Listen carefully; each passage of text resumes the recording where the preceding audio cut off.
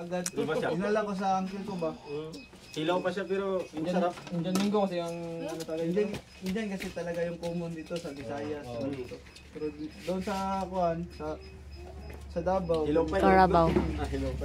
Green pa, street green. Hilaw na. Masarap na siya. Minsan. Pero minsan kuan ako. Ibo pag galing talaga sa pinapay ba?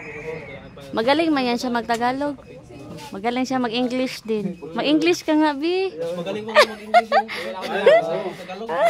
Hindi ka tulad kang pure Tagalog o Cagayan ng ko yun, mahirap sa English. Sarap daw ng mangga namin. Kasi yung slang niya, hindi babagay. Ang sarap ang mangga namin. Ay, Hindi tulad sa nag-aral talaga. galing yung Davao mangga namin. Kaon pa. Ano? Mangga Carabao. Kaya nanimaho namin Carabawan eh. Binibinta namin to dito doon sa Davao pa to. Ganito. Pero pag minsan 80 yung kilo.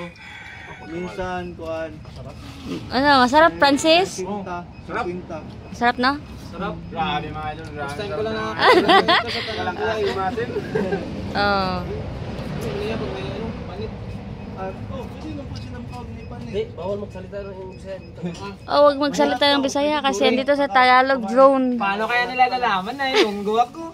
Siguro sa paglalakad ko. Oo nga. Baka sa damit ko. Challenge ba? Challenge.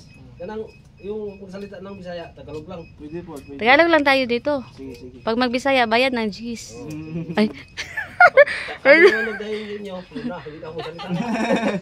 hindi na tayo magsalita. Stop talaga. Tagal lang din natin. Anong? Ner? Francis, pangalan mo? Sarap talaga masyado. Air Francis.